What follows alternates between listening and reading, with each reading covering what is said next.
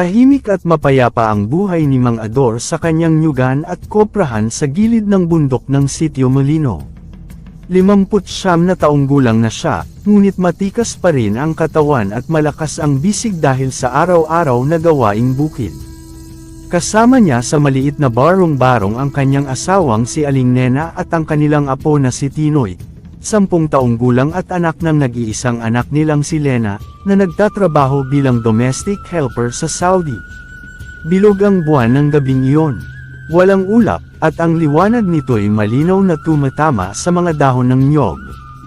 Habang nakahiga si Mang Ador sa duyan, napatingin siya sa malaking puno ng niyog sa pinakatuktok ng kanilang lupa.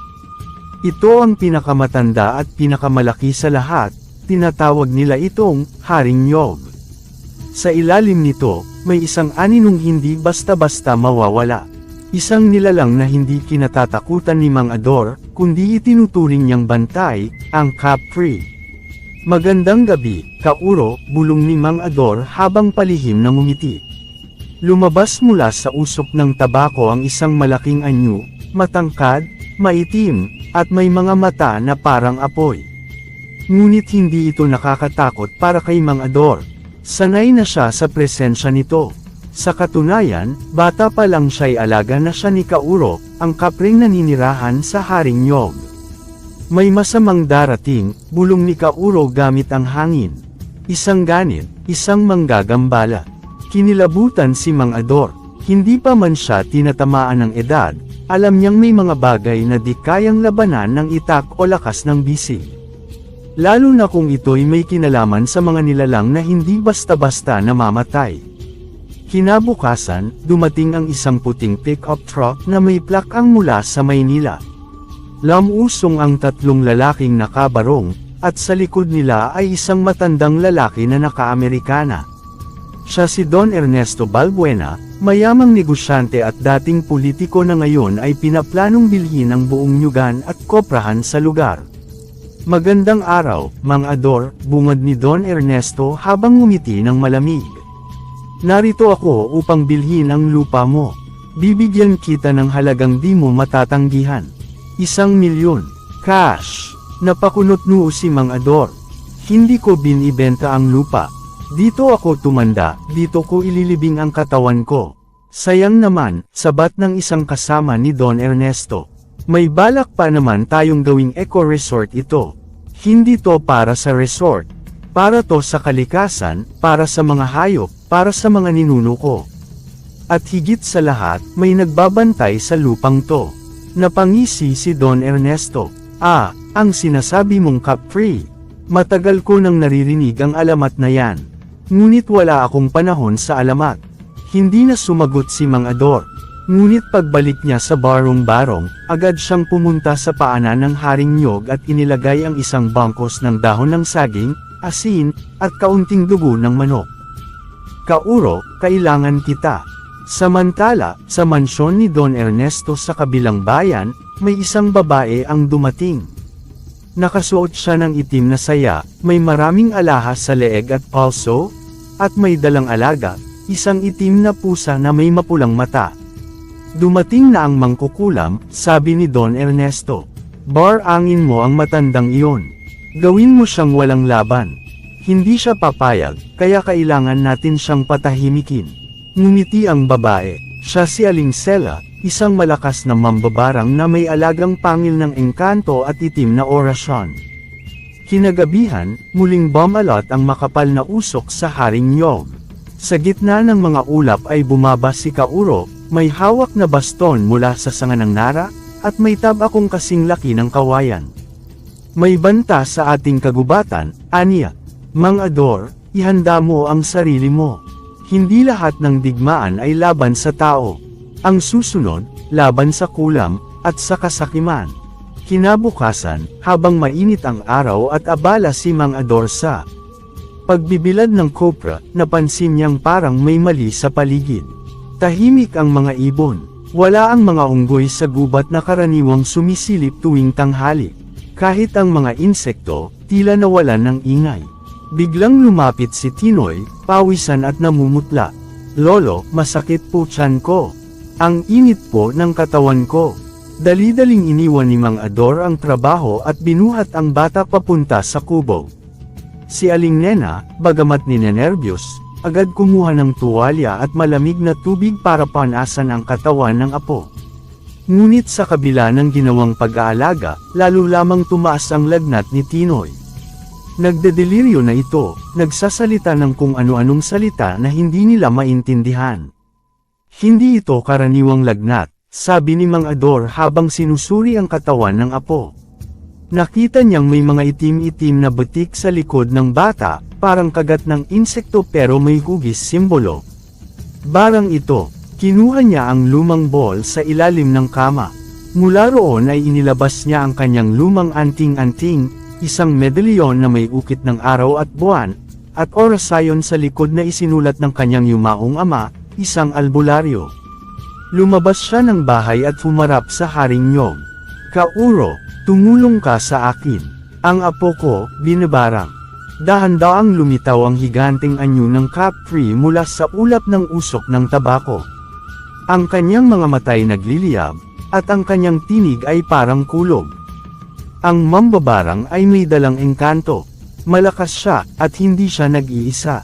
Ngunit hindi ko siya maaaring labanan sa lupaing hindi akin. Kailangan mong tumayo para sa lupa. Kailangan mong manindigan. Samantala, sa mansyon ni Don Ernesto, masayang-masaya si Aling Sela habang pinagmamasdan ang isang mangkok na may lamang itim na sabaw. Sa gitna nito ay lumulutang ang maliit na replika ni Tinoy, gawa sa wax at buhok ng bata. Nagsisimula na, bulong ni Aling Sela. Kapag bumigay ang matanda sa sakit ng apo niya, kusa niyang ibibigay ang lupa. Ngunit bigla siyang napatigil. Ang kandilang itim sa gilid ng altar ay namatay ng kusa. Aba, napatingin siya sa madilim na sulok ng silid. May anino doon, mabagal ang galaw, malaki, at tila nakamasid. "Kakapri," bulong ni Aling Sela, "napakagatlabi siya. Hindi mo ako kayang takutin, hindi mo ako kayang lapitan, hanggat may hawak akong ugat ng bagras at pangil ng engkanto." Ngunit alam niyang hindi basta-basta ang kalaban. Ang kapreng alaga ng isang magsasakang may anteng-anteng ay bihira at mapanganib. Kinagabihan, naglatag ng mga dahon ng alagaw at asin si Mang Ador sa paligid ng barong-barong. Pinainom niya ng pinagpakulo ang damong Maria at Barnabas si Tinoy habang binubulungan ng orasayon. Sa ngalan ng may kapal, sa liwanag ng araw, sa gabay ng buwan, layuan mo ang batang ito, masamang espiritu. Barang, bumalik ka sa pinagmulan mo. Umihip ang malamig na hangin. Umalon ang apoy sa ilawan, at ang anino ng capri ay hamaba sa pader ng barong-barong, tila nakabantay sa bawat sulok ng bahay. Maya-maya, nagsimulang magsuka si Tinoy, itim, malapot, at may bahid ng buhok.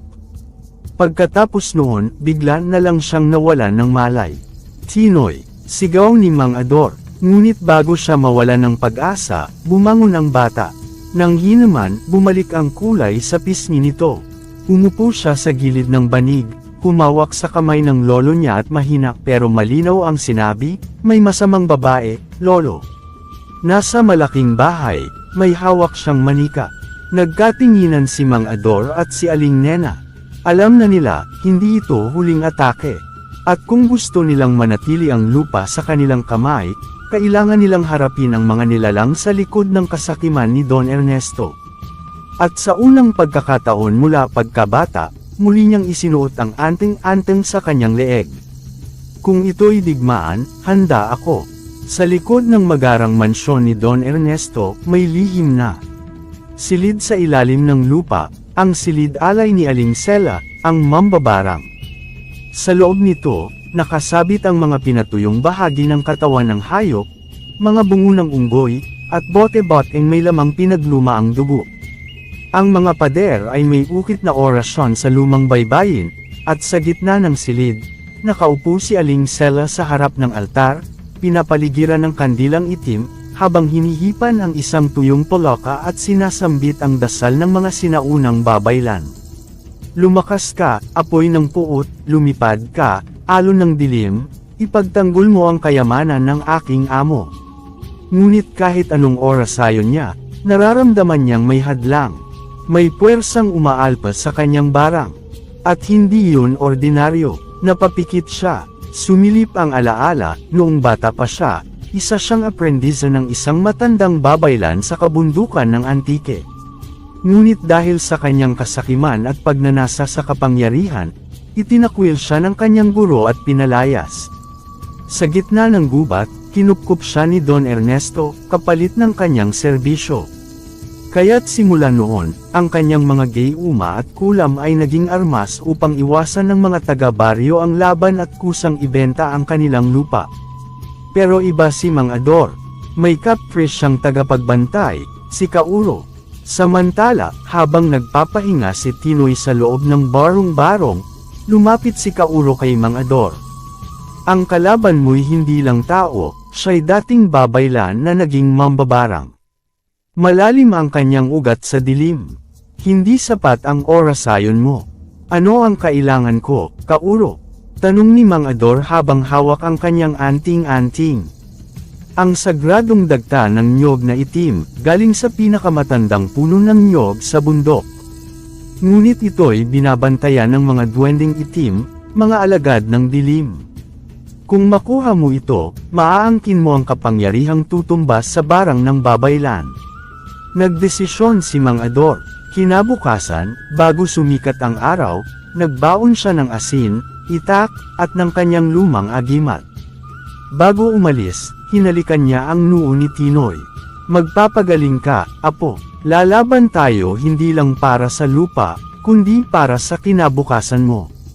Sa kanyang pag-akyat sa bundok, dinala siya ng alon ng hangin patungo sa pinakamatandang puno ng nyog sa kabundukan ng San Rafael. Mula sa ugat nito ay umaagos ang may itim na dagta, tila dugo ng lupa. Ngunit bago pa niya malapitan, lumitaw mula sa likod ng mga bato ang mga duwending itim, mga nilalang na kasing liit ng bata ngunit may matatalas ng ngipin, mapupulang mata, at may dalang sandatang kahoy na may lason. Huwag mong galawin ang sagradong dagta. Sabay-sabay nilang sigaw, ang boses ay malalim at sabay-sabay na umuukil-kil sa tenga. Ngunit hindi umatras si Mang Ador. Itinaas niya ang kanyang anting-anting, sabay bigkas. Sa ngalan ng liwanag at lupaing ito, layuan ninyo ako. Kumislap ang anting-anting. Nabulag ang mga duwende sa liwanag na lumabas dito. Isa-isa silang umatras, nagtatakbo papalayo, habang ang isa ay nagsabi, "Ika'y may basbas ng capri, hindi ka namin pwedeng saktan, ngunit ang barang, hindi kayang pigilan ng anteng-anteng lang." Mabilis na kinuha ni Mang Ador ang dagta sa loob ng baw ng nyog at itinago sa kanyang bayong. Habang pababa siya ng bundok, may malakas na lindol. Isang babala. Alam niyang nadarama na ni Aling Sela ang kanyang paglapit sa tunay na sandata laban sa kanya. Sa kabilang dako, biglang nagising si Tinoy. Nanginginig, tila may nakikitang di nakikita ng iba. "Lolo, may darating na bagyo, pero hindi ulan ang dala, kundi apoy." Habang abala si Mang Ador sa paglalakad pauwi mula sa bundok, may ibang nagaganap sa loob ng mansyon ng mga Ernesto. Habang nagsusulsi ng mamahaling barong si Don Ernesto, pumasok si Aling Sela. May dalang itim na palanggana ng sabaw at usok. May nakuha na siyang dagta. Hindi ordinaryong magsasaka ang kalaban mo. Malalim ang kanyang ugat sa lupa, sabi ng mambabarang. Tahimik lang si Don Ernesto habang pinupunasan ang baril na inukitan ng ginto ang hawakan. Tumingin siya sa anti-gang salamin, luma na ito, may itim na mantsa sa gilid, ngunit may kakaibang sinag na tila may buhay. "Mang Ador, bata pa ako," binabantayan na niya ang nyugan, mahinang sambit ni Don Ernesto. Pero hindi lang siya basta magsasaka. Isa siyang anak ng rebelde. Anak ng lalaking pinapatay ng aking ama para makuha ang lupaing iyon. Sa taong 1954, panahon ng mga hasyendero, ang ama ni Don Ernesto, si Don Faustino, ay kilalang Panginoong may lupa sa buong rehiyon. Sa isang alitan sa lupa, ipinapatay niya ang isang kilalang albularyo at pinuno ng samahang magsasaka, si Mang Aigo, ama ni Ador. Pinagbintangan siyang mangkukulam, at pinasunog ng mga sundalong kinontrol ni Faustino.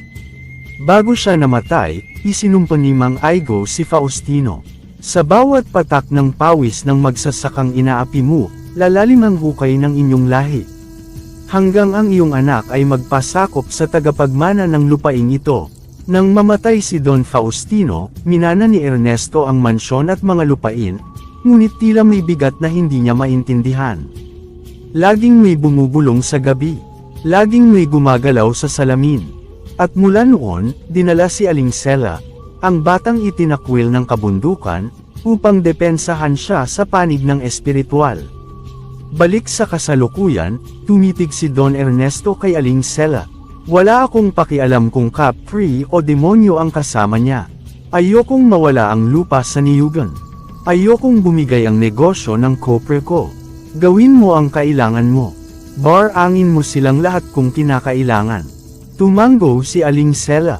Kung gusto mo ng tuluyang kamatayan, hindi lang barang ang kailangan, kundi tawagin na ang itim na kalabaw, ang tagapag-ani ng buhay ng lupa. Gawin mo, utos ni Don Ernesto. Samantala, nakauwi na si Mang Ador. Pinahiran niya ng itim na dagta si Tinoy sa batok at dibdib. Kasabay nito, dinasalan niya ang kanyang anting-anting at muling isinaboy ang asin sa paligid ng bahay. Sa lakas ng lupa, dagta ng ninuno, at basbas ng kapre, pagalingin mo ang batang ito. Biglang nagsimula ang pagkulog, hamangin ng malakas sa niyugan. Yumalulong ang mga aso, bumigat ang hangin. Pagmulat ng mata ni Tinoy, bigla siyang napahawak sa dibdib niya. Lolo, may lalaking may sungay, papunta rito, may kasama siyang kalabaw na kasing itim ng gabi.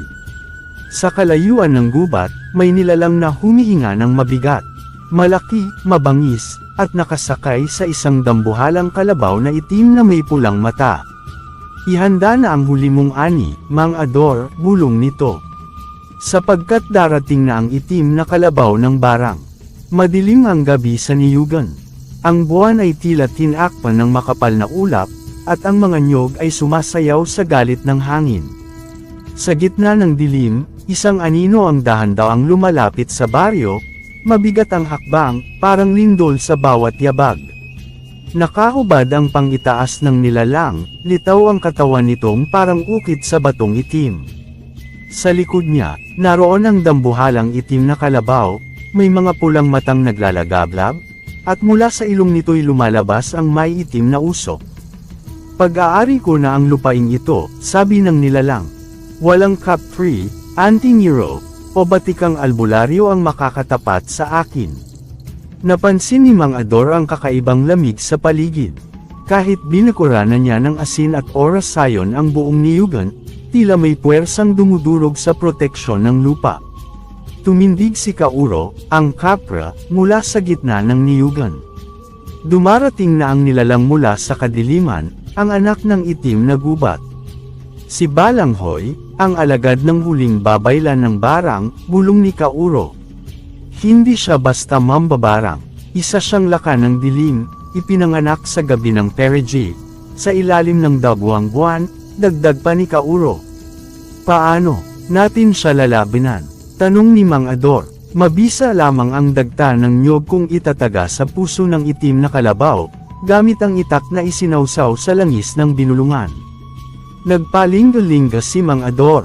May ganung itak ba ako? Kauro ay ngumisi, at mula sa kanyang kamay ay lumitaw ang itak na mistulang pinande mula sa itim na kidlat. Ito'y akin, ngunit sa iyo ko ipauubaya. Isang beses lang maaaring gamitin. Kung sumable, ang iyong kaluluwa'y kukunin ng itim na kalabaw. Kinabukasan, pumasok na sa baryo si Balanghoy sakay ng kanyang kalabaw.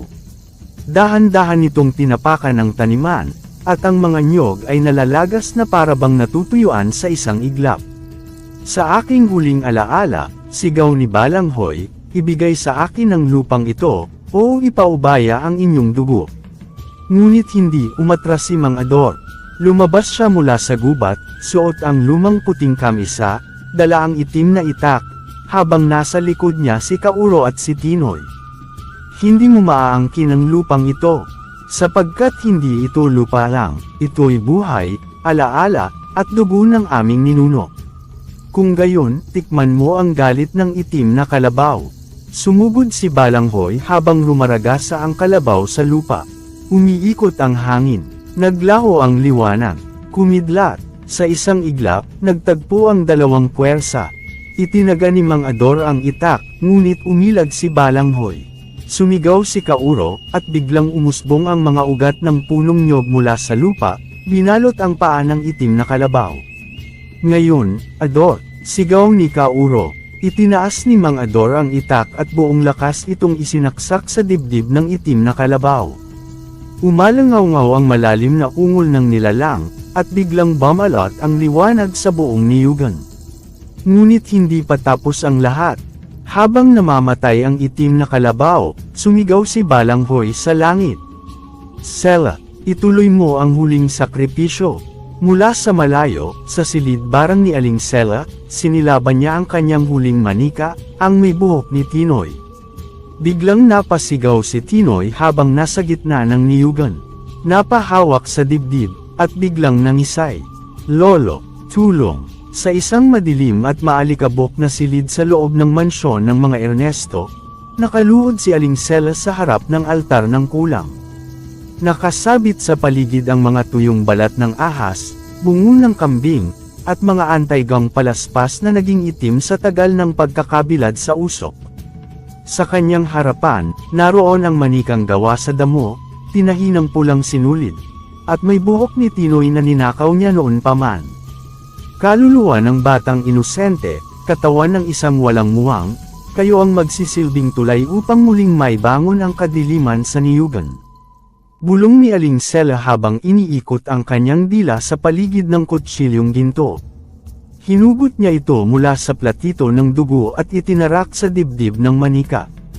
Napayuko si Tinoy, nangingisay, habang lumalabas ang may itim na usok mula sa kanyang bibig.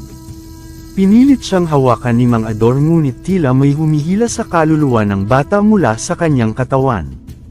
Lumuhad si Mang Ador, dinasalan ang kanyang agimat at dagta, ngunit hindi sapat.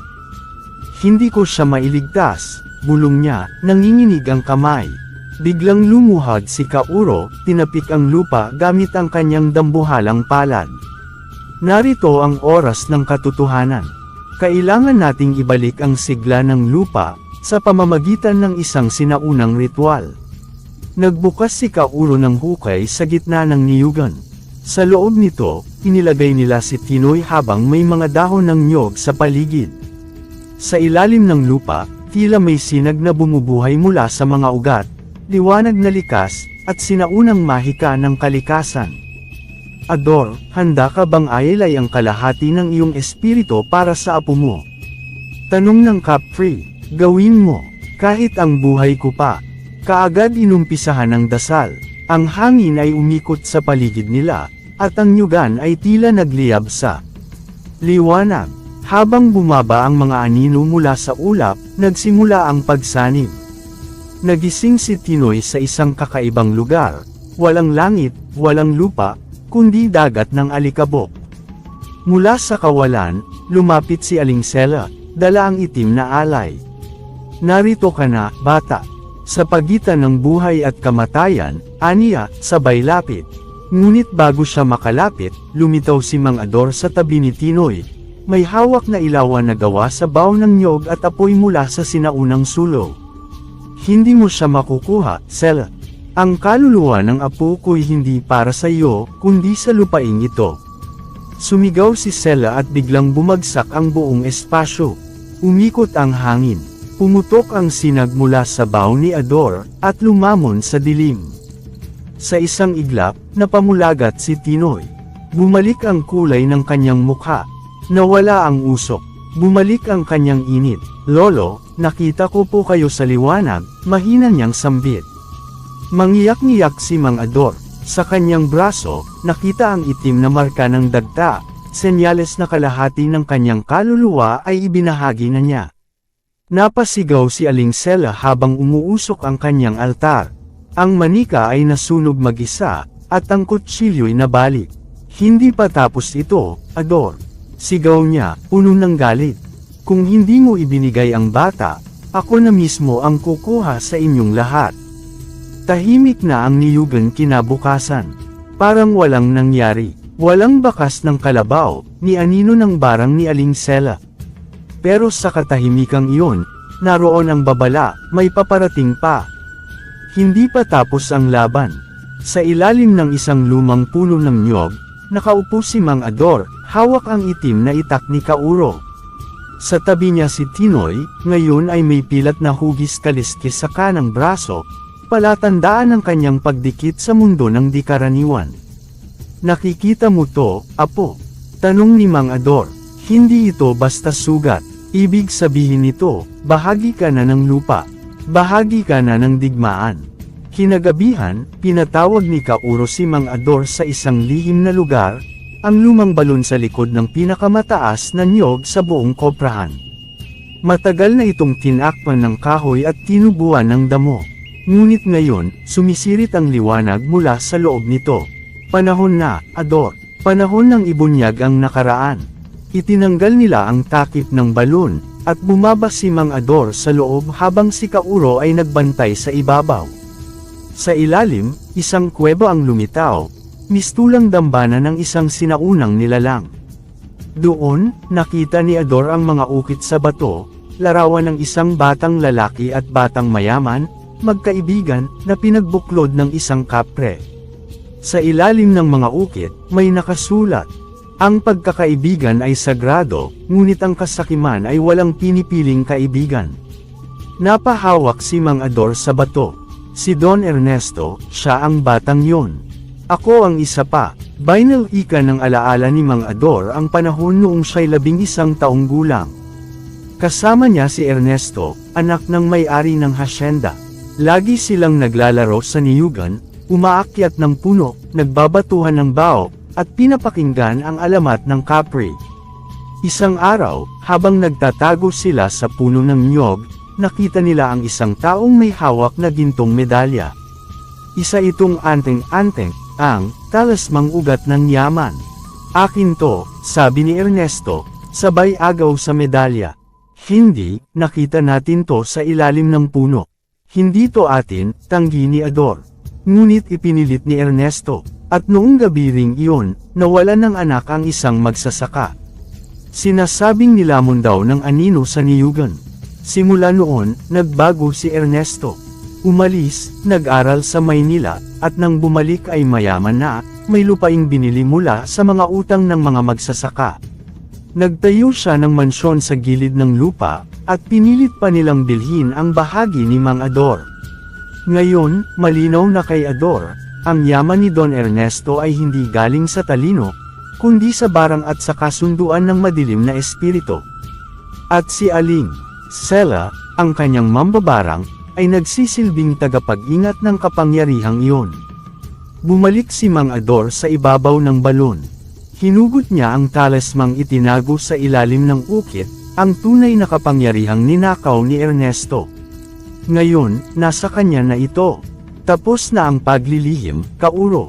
Ngayon, lalaban tayo. Tumanggo ang kapre. Sa kabilugan ng buwan, magaganap ang huling sagupaan.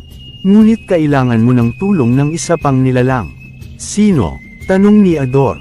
Isang diwata ng gubat. Siya lamang ang makakatunaw sa pusong ginintuan ng mambabarang. Sa kalaliman ng kagubatan sa dulo ng koprahan ni Mang Ador, may isang lugar na hindi nalalapitan ng kahit sinong tao, hindi dahil sa takot, kundi dahil sa utos. Bawal lumapit sa gubat ng mga itim na ugat. Ayon sa matatanda, naruroon ang diwata ng kalikasan, ang huling tagapagbantay ng balanse sa pagitan ng lupa at dilim. Ngayon, dahil sa pagbalik ng mambabarang at kasakiman ni Don Ernesto, napipilitan si Kauro at si Mang Ador na gambolain ang katahimikan ng diwata. Gamit ang sinaunang agimat na may ukit ng nyog at lingga, binuksan ni Kauro ang hangganan ng gubat. Tumayo si Mang Ador sa harap ng malalaking punong ugat na kulay abo, tila mga galami na bumabalot sa buong kakahuyan. Dalisay, ina ng gubat, tagapagbantay ng kalikasan, hinihiling ko ang iyong presensya. Sigaw ni Kauro, sabay hampas ng kanyang baston sa lupa. Umihip ang malamig at mabahong hangin. Ang mga dahon ay nagkulay pilak, at ang hangin ay biglang tumahimik. Mula sa likod ng mga puno, lumitaw ang isang nilalang na kasing ganda ng buwan ngunit may mata na tila walang hangganan ng lungkot. Ang diwata ay si Dalisay, isang nilalang na isinumpa ng kalikasan na mamuhay sa pagitan ng kagubatan at kamatayan. Ador, Anya, anak ng lupa at tagapagtanggol ng punong niyog, bakit mo ako tinatawag sa oras ng buwan ng dilim? Tumango si Ador, at inilahad ang talismang ninakaw noon ni Don Ernesto. Ang puso ng lupa'y nauupos na. Ang bata kong apo ay muntik nang maging alay sa dilim. Kailangan ka naming makasama, Dalisay. Kailangan ka ng lupa. Napatingin si Dalisay sa talisman. Nanginginig ang kanyang mga daliri habang hinahaplos ito. Ito, ang kapangyarihang ibinaon ko noon sa ilalim ng balon. Isang bahagi ng aking kaluluwa ang ginamit ng sanggol na iyon, si Ernesto, kaya't kaya niyang yumaman habang pinapatay ang lupa. Napaiyak si Dalisay habang inaalala ang panahon ng pinili niyang tulungan ang sanggol Ernesto, anak ng isang magnanakaw ng lupa. Ginamit ng ama nito ang kapangyarihan ng talisman upang magkamal ng lupa at kaluluwa. Ngunit nang sumuko sa kasakiman si Ernesto, sinumpa siya ni Dalisay, ngunit huli na ang lahat. Lumalim na ang ugat ng kasamaan. Ang mambabarang na si Sela, ay dati kong tagapangalaga, ngunit pinili niya ang dilim nang hindi ko ibigay ang lihim ng gintong ugat. Kung nais mong tapusin ang sumpa ni Ernesto, ani Dalisay, kailangan mong ilibing muli ang talisman sa pusod ng niyugan, kasabay ng puso ng isang handang mamatay para sa lupa. Napahigpit ang hawak ni Ador sa agimat. Kung kailangang ako ang maging handog, gagawin ko. Basta't matapos na ang kasakiman ni Ernesto. Ngunit umiling si Kauro. Hindi ka pa ang hinihinging alay ng lupa. Ang lupa'y may ibang tinitingnan, ang bata. Si Tinoy. Kinagabihan, habang nakaupo si Tinoy sa ilalim ng punong niyog, nilapitan siya ni Dalisay. Sa kanyang palad, inilagay niya ang isang butil ng gintong niyog, umiinit at lumiliwanag. Tinoy, Anya, anak ng kaluluwa ng lupa, sa iyo ko ibinabalik ang huling binhi ng kapangyarihan. Sa tamang panahon, ikaw ang magpapasya kung mamumulaklak ito, o magiging abo. Habang abala sina Mang Ador sa pagpaplano ng kanilang huling depensa, sa kabilang panig ng lupaing malapit sa tabing dagat, sa loob ng isang mansyong yari sa matitigas na kahoy at bakal, nakatayo si Don Ernesto sa harap ng isang anti-gang salamin. Ang kanyang katawan ay payat ngunit tila hindi naaagnas sa katandaan. Sa kanyang mga mata, may itim na aninong gumagalaw, parang may ibang espiritong naninirahan sa loob. Sa harap niya, si Aling Sela, ang mambabarang, ay nakaupo sa banig na may mga alay, itim na manok, tuyong balat ng ahas, at nilutong lamang lupa. Don Ernesto, wika ni Sela, habang kinukulam ang isang manika na may buhok ni Tinoy, nararamdaman ko na, malapit nang sumiklab ang huling banggaan. Nasa kanila na ang talisman, sagot ni Ernesto, malamig ang tinig. Pero hindi nila alam na hindi lang ako ang may kasunduan. Ang mga nilalang ng bakawan ng anino ay gigisingan ko na. Binuksan ni Don Ernesto ang isang lumang ball.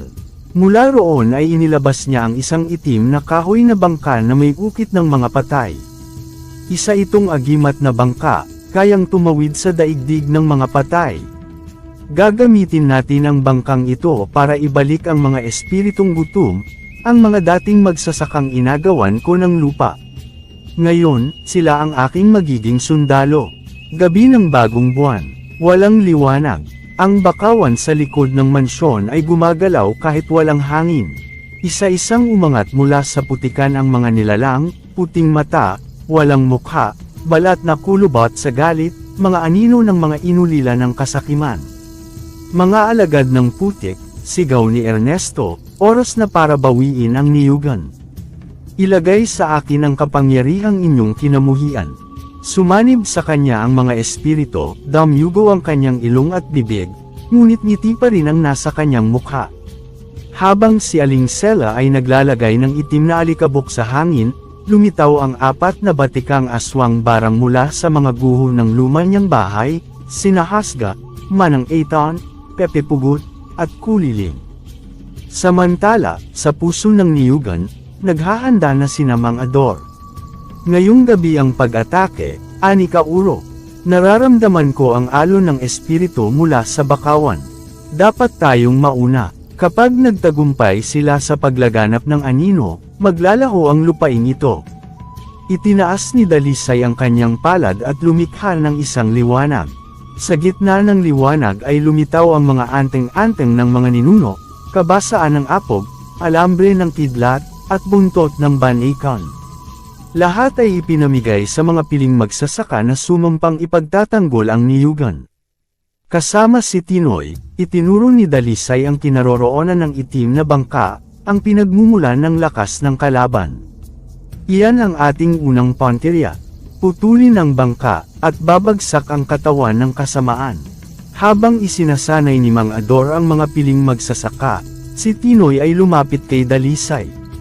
Kung ako ang hinihinging alay ng lupa, bulong ng bata, handa akong gawin yun. Ngunit yumuko si Dalisay at hinawakan ang kanyang noo. Hindi ikaw ang mamatay, Tinoy. Ikaw ang ililigtas, sapagkat sa iyo ipapamana ang huling binhi ng lupa, at ikaw ang susunod na tagapag-ingat ng kapre. Pamatak ang ulan sa ibabaw ng niyugan ni Mang Ador na parabang pawis ng mga nilalang sa langit. Ang hangin ay malamig ngunit mabigat, tila may dalang masamang balita. Sa pagitan ng patak ng ulan, narinig ang isang kakaibang huni, tila huni ng mga uwak, ngunit mas mababa, mas mabangis. At mula sa bakawan, dumating ang mga anino. Nangunguna si Don Ernesto, ang katawan ay kalahating tao, kalahating espiritu ng mga magsasakang kanyang pinatay noon. Sa likuran niya ang mga aswang barang, Hasga na may buntot ng ahas, Manang Eton na may itim na kulubat na pakpak, Pepe Pugut na wala ang ulo ngunit nakakakita, at Kuliling na may alingaw ng kampanang sumisira sa isip. Sa gitna ng niyugan, nakatayo si Mang Ador, si Kauro, si Dalisay, at si Tinoy, kasama ang 10 piling magsasakang may agimat, sibat, at tapang na sinubak ng kahirapan. Sa ibabaw ng pinakamatandang punong nyog, umuupo si Dikong, ang kapreng tagapangalaga, hawak ang dambuhalang tabako at sandata niyang sanga ng gubat. Narito na sila, bulong ni Dalisay. Ang lupa'y uhaw na sa dugo, pero kung tayo ang unang tumayo, tayo ang huling matutamba. Sumugod ang mga aswang. Si Pepe Pugut ang unang umatake, lumilipad ang ulo niya na may matatalim ng ngipin. Ngunit sinalubong siya ng sibat ni Mang Ador na may buntot ng kidlat. Bago pa man makalapit, napukpok siya sa gitna ng dibdib at bumagsak sa lupa, naluso sa mismong balat ng nyog. Si Hasga ay umikot sa mga magsasaka, pinapilipit ang katawan sa estilo ng sawa. Ngunit sinalubong siya ni Kauro, hawak ang baston ng batikang albularyo.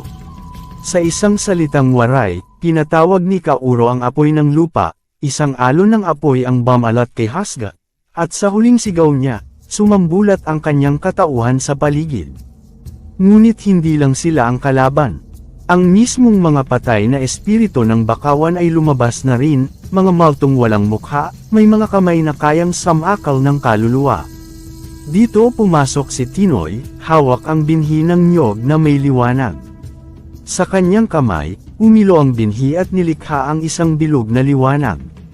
Isa-isa, natunaw ang mga multo habang dumarating ang liwanag ng buhay sa gitna ng dilim. Si Don Ernesto, ngayon ay nilamon na ng kasakiman, ang huling humarap. Ang kanyang katawan ay nilamon ng alon ng lupa at anino, isang dambuhalang nilalang, may 5 mata at 2 bibig.